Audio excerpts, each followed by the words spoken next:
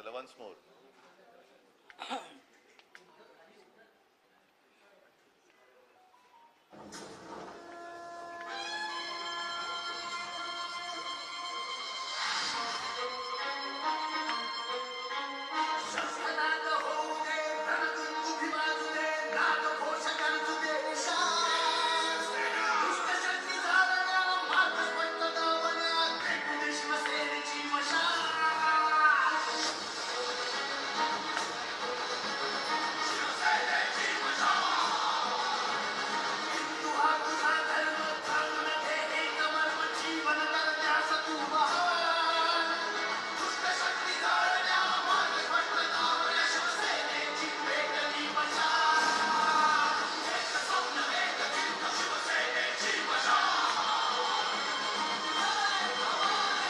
शिवसेना उद्धव बाळासाहेब ठाकरे यांचं चिन्ह मशालच निवडा.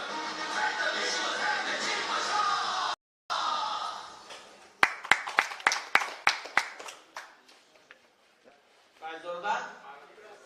थँक्यू. चला झाली प्रेस. नाही पुढे बोला ना.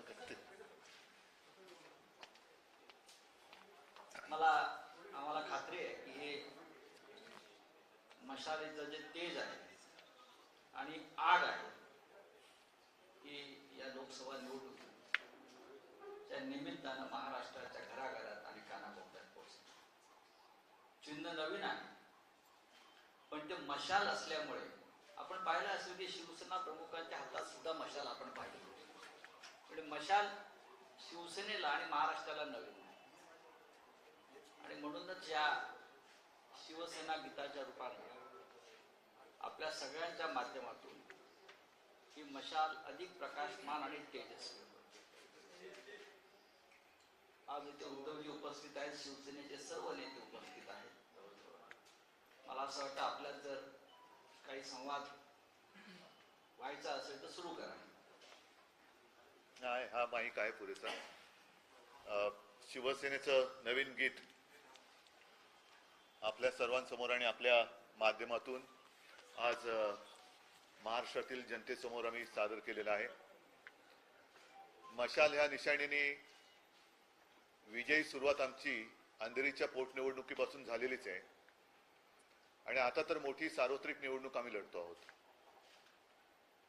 महाराष्ट्राच्या कानाकोपऱ्यामध्ये मशाल चिन्ह हे पोचलेलं आहेच आणि ही मशाल नुसतं एक चिन्ह म्हणून नाही तर आत्ता जो काय सरकार विरुद्धचा असंतोष आहे तो या मशालीच्या रूपाने भडकणार आहे आणि त्याच्यामध्ये ही हुकुमशाही राजवट आणि जुमलेबाजी राजवट जाळून भस्म होईल हा मला आत्मविश्वास आहे.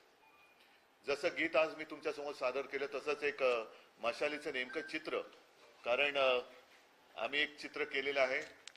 ते चित्र आणि हे चित्र याच्यात फरक आहे. हे चित्र आहे ते ईव्हीएम किंवा मतपत्रिकेवरचं हे चिन्ह आहे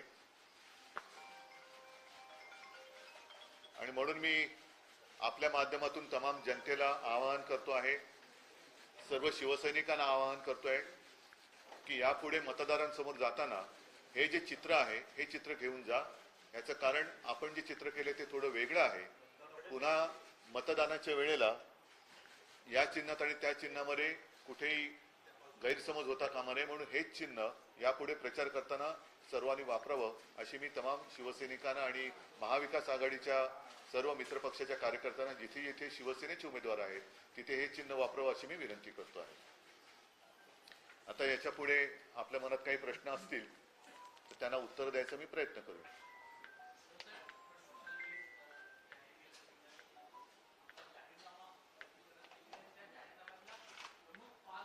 आधी मी पेपर फोडणार नाही, त्याच्यामुळे एक एक एक टप्प्याने आम्ही चाललेलो आहोत.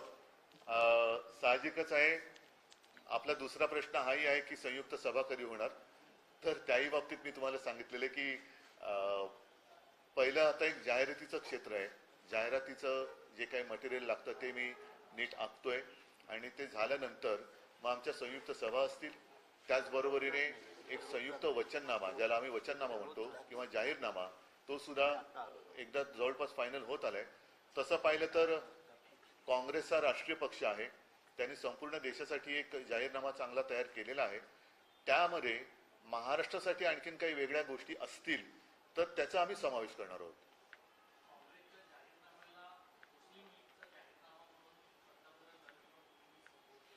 ते सांगू शकतात कारण त्यांचा आणि मुस्लिम लीगचा संबंध हा स्वातंत्र्यपूर्व काळापासून आहे.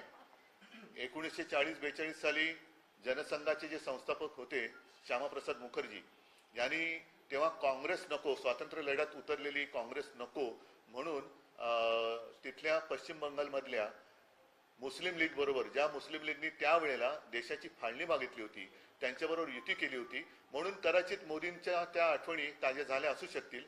मुस्लिम लीग बद्दल तेव्हाच्या मोदीजींना जास्त माहिती असेल. जाहीरनामा प्रसिद्ध करताना संयुक्त जाहीरनामा प्रसिद्ध होणार की शिवसेना आपल्या पक्षात? नाही, संयुक्त होईल. मी परत एकदा सांगतो की तसा काँग्रेसने जाहीरनामा देशासाठी केला आहे. मात्र आम्ही तीनही आणि आमचे इतर काही मित्रपक्ष आहेत महाविकास आघाडीतले, यांची चर्चा सुरू आहे. त्याच्यात राज्याच्या दृष्टीने काही जे महत्त्वाचे प्रश्न आहेत, मग शेतकरी असतील, काय असेल, आम्ही काय करू शकतो याच्यामध्ये राज्यात वेगळा काही प्रयत्न होईल असे मुद्दे आम्ही त्या वचननाम्यात टाकू. पहिल्या टप्प्याचं मतदान आता आहे आहे ना. हो, पण त्याच्यासाठी मी तुम्हाला काय म्हटलं, जर आवश्यक असेल तर आम्ही ते करू. म्हणजे मी असं म्हणत नाही की आम्ही करूच किंवा करणारच नाही. आता जो जाहीरनामा काँग्रेसने दिलेला आहे तो सर्वसमावेशक आहे. त्याच्यात आणखीन काही गोष्टी ऍड करायच्या असतील तर त्या आम्ही जरूर करू.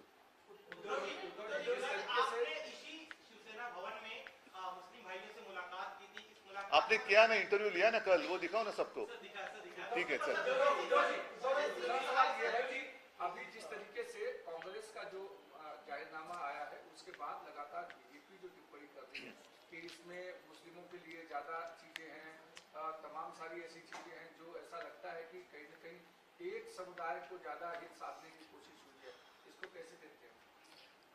जैसे मैंने कहा कि मुस्लिम लीग का ज्यादा अनुभव भारतीय जनता पार्टी को होगा या होना चाहिए, और वो इसलिए कह रहा हूं कि स्वातंत्र पूर्व समय में शायद 1940-42 होगा, उस वक्त जनसंघ के जो संस्थापक थे श्यामा प्रसाद मुखर्जी, उन्होंने उस वक्त आज़ादी के लिए लड़ने वाली कांग्रेस नहीं आनी चाहिए, नहीं चाहिए, इसलिए उस जमाने की जो मुस्लिम लीग थी जिन्होंने पार्टीशन की मांग की थी, देश का बंटवारा होना चाहिए था, उनके साथ मिलीजुली सरकार पश्चिम बंगाल में स्थापित की थी जिसमें वो 11 महीने तक अर्थमंत्री रहे थे. तो शायद उनका और वो मुस्लिम लीग का, उस मुस्लिम लीग का पुराना रिश्ता आज भी कायम हो सकता है और इसलिए उनको उनमें ज्यादा समझदारी होगी. और अगर ये काफी नहीं है तो पिछले कुछ दिनों में या सालों में उनके जो फोटो आए हैं, जैसे मोहन भागवत जी जामा मस्जिद में गए थे, मोदी जी गए थे, वो मिडिल ईस्ट में जाकर उन्होंने मंदिर का निर्माण किया, लेकिन वहां भी वो मस्जिद में गए, यहाँ भी कुछ लोग मस्जिद में जाते हैं. तो फिर उसको वो कैसे देखते हैं? जैसे मैं कैसे देखता हूँ ये सवाल है, वैसे वो कैसे देखते हैं वो भी एक सवाल है. काल पंतप्रधानांनी मुलाखतीत इलेक्ट्रॉल बॉन्डचा विषय खूप सविस्तरपणे त्यावर मत मांडलंय. त्यांचं असं म्हणणं आहे की मी जास्तीत जास्त पारदर्शकता आणण्याचा प्रयत्न केला, परत विरोधी पक्षांनाही यामध्ये निधी मिळालेला आहे आणि आता जे विरोध करतायत त्यांना भविष्यात पश्चाताप होईल. बरोबर आहे. पश्चाताप एवढ्यासाठी मी काल बोललो, कारण जर सुप्रीम कोर्टाने हे बिंग फोडलं नसतं तर भारतीय जनता पक्षाचा जो परकला प्रभाकर यांनी म्हटले की मोदी गेट आहे. मोदी गेट ह्या शब्दाचा अर्थ फार भयानक आहे, कारण मला वाटतं हा गेट शब्द वॉटर गेट प्रकरणापासून हा जगामध्ये रूढ झाला. त्यावेळेला अमेरिकेचे जे राष्ट्राध्यक्ष होते निक्सन, त्यांचा घोटाळा बाहेर आला आणि त्याला वॉटर गेट हे प्रकरण नाव दिलं गेलं. तसंच ह्या प्रभाकरजींनी, प्रभाकरच ना, त्यांनी त्यांचं म्हणजे ते माजी आपल्या अर्थमंत्री निर्मला सीतारामन यांचे यजमान, ज्या मोदी सरकारमध्ये अर्थमंत्री होत्या, कदाचित त्यांच्याच काळामध्ये ही योजना आणली गेली असेल. त्याच्यामुळे परकला साहेबांना हा काय प्रकार आहे हा कळला असेल. बरोबर, त्यांनी त्याचं नाव हे मोदी गेट केलेलं आहे. म्हणजे जगातला सगळ्यात मोठा घोटाळा ज्याचा सुप्रीम कोर्टामध्ये पर्दाफाश झाला नसता तर यांना हजारो कोटी रुपये कसे आणि कोणी दिलेत हे कळलं नसतं आणि चंदा दो आणि धंदा लो हे काम यापुढे सुद्धा चालू राहिलं असतं. की या निमित्ताने आता यांची सत्ता येत नाही आणि हे सगळं आता उघड झालं. त्याच्यामुळे विरोधी पक्षाला पश्चाताप जरूर होईल की हे अधिकानं लक्षात आलं. महाराष्ट्र के भीतर जिस तरीके से ताबड़तोड़ रैलियां अमित शाह और पीएम कर रहे हैं महाराष्ट्र के भीतर, प्रधानमंत्री नहीं और नहीं, कौन अमित क्या शाह शब्द वापर ताबडतोब मतलब लगातार अच्छा अच्छा, मी ताबडतोब वापरलं तर तुम्ही म्हणाला हिंदी येत नाही. ताबडतोब लगातार जो रैलियां कर रहे हैं, क्या लग रहा है कि महाराष्ट्र की जो 48 सीटों जिस पर 48 प्लस का देखो दावा ऐसा है, जो उन्होंने पिछले 5 साल 10 साल में नहीं किया, जब भी आपत्ति आई थी महाराष्ट्र में, तो ये दोनों महाराष्ट्र में आए भी नहीं थे. तो अभी उनके हाथ में एक 2 महीने तक सरकार है, घूमने दो उनको. महाराष्ट्र बहुत अच्छा है और महाराष्ट्र की जनता क्या कहती है वो भी उनको समझना चाहिए था. ये बात उनको शायद पहले समझ में आती तो आज ऐसी वो लगातार, आता ताबडतोब शब्द हिंदी आहे तो वारी है की नाही पता नाही, महाराष्ट्राच्या वाऱ्या करण्याची त्यांना वेळ आली नसती.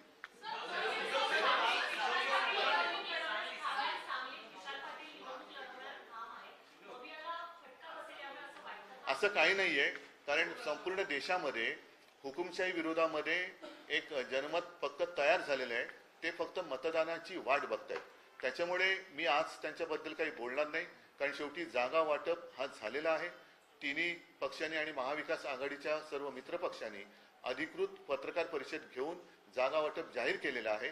आता जर कुठे काही बंडखोऱ्या किंवा काही गद्दारी होत असेल तर त्या पक्षाची जबाबदारी आहे, ते त्यांनी थांबवली पाहिजे. पण अन्यथा मला नाही वाटत आता बंडखोरी वगैरे कुठे झाली तर जनता त्यांना काही स्थान देईल. संविधान बदलने वाले प्रश्न को लेकर अगर योगी सरकार के मंत्रियों को पूछा गया तो उनका ऐसा कहना है, अगर ये बात हुई आरक्षण बदलने का अगर बात ये सफल होगी है तो हम एनडीए का साथ छोड़ देंगे. लेकिन ये अगर मगर की बात क्यों, दिखाई तो दे रहा है, साफ दिखाई दे रहा है. उनके कुछ मंत्री, जैसे कर्नाटक के एक भूतपूर्व मंत्री हेगड़े, उन्होंने कहा कि संविधान बदलना है इसलिए हमें 400 पार करना है. राजस्थान से एक उनकी महिला शायद मंत्री है या विधायक है या सांसद है, उन्होंने भी कहा कि हमें संविधान बदलना है, बदली करना है. तो ये अगर मगर की बात नहीं, अब इनके सब जो दाव है वो दिखाई दे रहे हैं. कुठल्या हाँ? किरण पावसकर होती विचार नाही, छोड़ रे वो. छोड़ दो. मुस्लिम बांधवांचा जो वोट शेअर आहे तो महाविकास आघाडीला आणि आपल्या शिवसेनेला किती महत्वाचा असणार आहे या लोकसभा निवडणुकीत? बघा, ही लढाई शेवटी हुकुमशाही विरुद्ध लोकशाही अशी होणार आहे. मी तर सर्वांना हेच आवाहन केलेलं आहे की देश हा आपला धर्म म्हणून सगळे एकत्र आहे. जेवढे देशभक्त आहेत, जेवढे देशप्रेमी आहेत, त्यांनी देशासाठी एकत्र येण्याची गरज आहे. कारण देश वाचला तर आपण वाचू, आपण वाचलं तर आपले धर्म वाचतील. म्हणून पहिल्यांदा हुकुमशाही हटवा, हे माझं आवाहन आहे. आवाहन म्हणजे विनंती, कारण आव्हान आणि आव्हान माझं हुकुमशाहीला आहे आणि आवाहन माझं देशप्रेमीला आहे. महाराष्ट्रात बदललेल्या राजकीय समीकरणात महायुती म्हणते की 45 प्लस. हे तुम्ही प्रश्न विचारता, माझं गीत दाखवणार की नाही? प्रश्न हा आहे की महाराष्ट्रात बदललेल्या राजकीय समीकरणात महायुती म्हणते की 45 प्लस हा त्यांचा विनिंग स्ट्राईक रेट आहे. महाविकास आघाडीचा विनिंग स्ट्राईक रेट काय असेल तुमचा? 48 द्या बॅनर लाईन. 48 जिंकणार महाविकास आघाडी, आणि फक्त महाराष्ट्रामध्ये. कारण त्यांचा 45 संपूर्ण देशाचा आकडा आहे, माझा केवळ महाराष्ट्राचा आहे.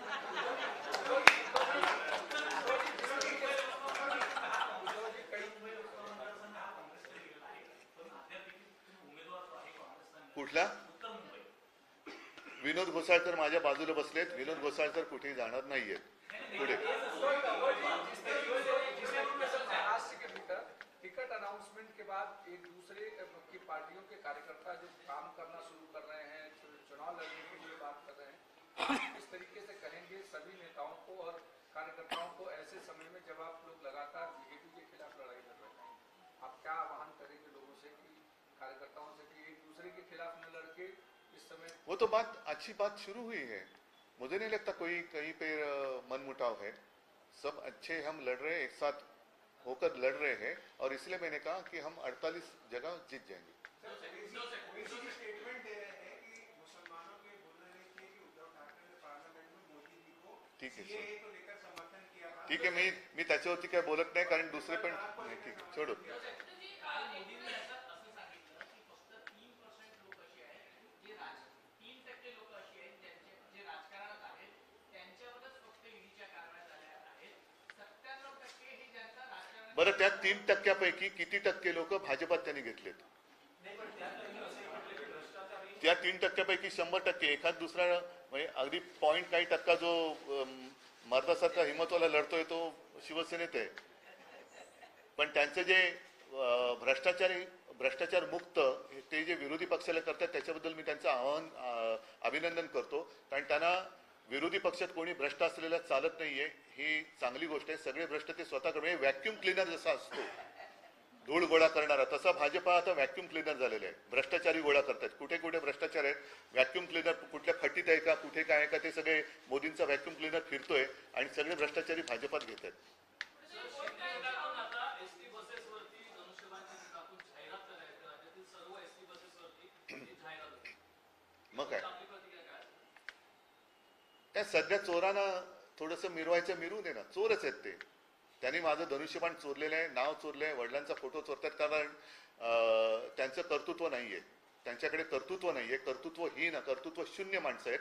त्याच्यामुळे चोरीच्या मालावरती ते श्रीमंती दाखवतात, पण चोर असतो. कुठेतरी वोट बँकच्या अपरिहार्यतेमुळे काँग्रेसने राम मंदिराच्या लोकार्पणामध्ये सहभाग घेतला नाही अशी मोदींनी टीका केली. कोणी मोदींनी अशी टीका केलेली आहे की कुठेतरी वोट बँकची अपरिहार्यता होती आणि म्हणून काँग्रेसने हा एवढा चांगला सोहळा घेतला. जाऊ द्या, राम मंदिर निर्माणामध्ये अगदी बाबरी पासून मोदींनी तरी काय सहभाग घेतलाय, त्याच्यामुळे त्या इतिहासात जाऊ नका. उद्या काय करायचं ते बोला. कल इंटरव्यू में प्रधानमंत्री ने कहा कि प्राण जाए पर वचन न जाए, इस तरीके की ये पहले बात अगर उनके समझ में आती तो 2.5 साल का जो वचन जो उन्होंने दिया था वो निभाते. उद्धवजी, इंडिया आघाडीतले आपले सहकारी आणि दिल्लीचे मुख्यमंत्री अरविंद केजरीवाल अजूनही 20 दिवसानंतरही तुरुंगात आहेत. सर्वोच्च न्यायालयही त्यांना दिलासा देण्यास तयार नाही. अशा वेळेस इंडिया आघाडीतल्या नेत्यांची काय भूमिका आहे? एक रॅली तर झाली दिल्लीत, पण त्यापुढे काय? कारण त्यांचे बघा, आता शेवटी असं आहे की न्यायालयाचा एक आसरा असतो. न्यायालय ही एक शेवटी अशी शक्ती आहे. आणि आता कालच 21 न्यायमूर्तींनी सांगितले की दबावाला बळी पडू नका. तो कदाचित हाच दबाव असेल की या दबावाला बळी न पडता जे काय सत्य आहे ते सत्य निर्भीडपणाने स्वीकारून सत्यमेव जयते या त्या वाक्याला मला खात्री आहे की न्यायदेवता नक्की जागेल. आणि आज नाही तर उद्या म्हणजे फार उद्या नाही, हा न्याय मिळेल. नाहीतर 2 महिन्यानंतर आमचं सरकार आल्यानंतर खरं खोटं काय असेल ते होईल. उद्धव जी, सलमान एक तरफ जो है कि कांग्रेस ने राम मंदिर के लिए कुछ योगदान नहीं दिया, ये मोदी जी का स्टेटमेंट है, और दूसरी ओर अभी राम मंदिर आ रहा है तो महायुति का शक्ति प्रदर्शन भी वहाँ राम मंदिर में दिखाई जाएगा. देखो, जिसको अपने काम पर भरोसा नहीं है वो राम का सहारा लेकर वोट मांग रहे हैं, मांगने दो. लेकिन मैं मानता हूं प्रभु श्री राम एक शक्ति ऐसी है कि जो न्याय देगी, न्याय अन्याय वो करेगी. प्रभु श्री राम एक शक्ति है, जरूर है. और उनके नाम का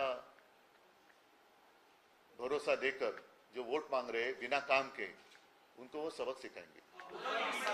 सलमान खान के घर पे फायरिंग करने वाले लोग गुजरात से पकड़े गए, इसको कैसे देखें? सारे लोग गुजरात से ही क्यों पकड़े जाते हैं ऐसे? इसमें गुजरात की बदनामी हो रही है. मैं गुजरात को कोई दोष नहीं दे रहा हूं, लेकिन हमारे गद्दार भी गुजरात भाग गए थे, ये भी गोलीबारी करके गुजरात भाग गए. तो ये क्या मामला है?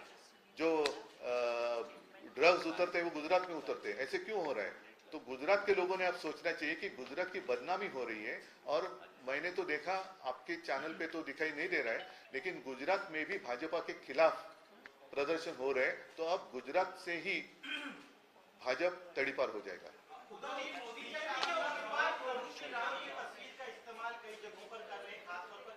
क्योंकि आप उनके समझ में बात आई है कि मोदी जी का नाम नहीं चल रहा है. चला, धन्यवाद सगळ्यांना. जय हिंद, जय महाराष्ट्र.